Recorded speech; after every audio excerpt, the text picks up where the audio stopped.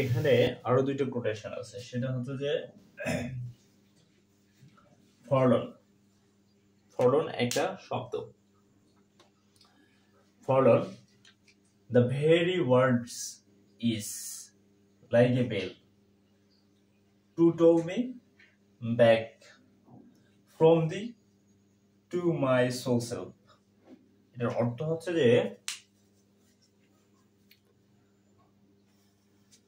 ফরলন একটা শব্দ কবি ইউজ করেছে, সেই শব্দটা মানে দ্য ভেরি ওয়ার্ডস মানে এই শব্দটি ইজ হয় লাইক এ বেল, একটা বেলের মতো। বেল মানে কি? ঘন্টা।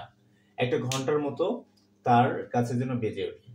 Two tell me, to toll me, এই টোল মানে হচ্ছে নিয়ে যায়, তাকে নিয়ে যায় ব্যাক ফ্রম, ব্যাক মানে তাকে ফিরে নিয়ে যায়। কোথায় ফিরে নিয়ে যায়? তার নিজের জগতে।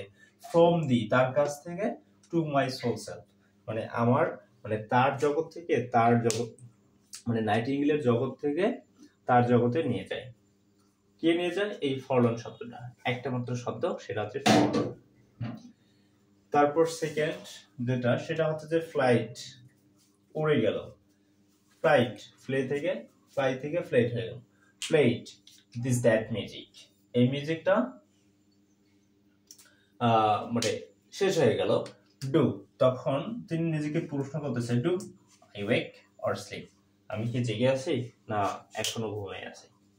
ফ্লাইট, যখন উড়ে গেল, সবকিছুই তার জন্য মানে নষ্ট হয়ে গেল। যে স্বপ্ন দেখেছিলেন সেটা এখন আর অনুভব করতেছে না, দেখতেছে যে যে মিউজিক শেষ, তার যে মানে চিন্তা ভাবনা সব শেষ হয়ে গেল। তো তখন তিনি বলছেন, do I wake or sleep, আমি কি এখনো জেগে আছি না ঘুমিয়ে গেছি। তো এই কোটেশন গুলো যদি আমরা পরীক্ষায় ব্যবহার করি তাহলে ইনশাআল্লাহ আমাদের ফুল মার্ক করবে, এটা ভালো আসলে রেজাল্ট আসবে।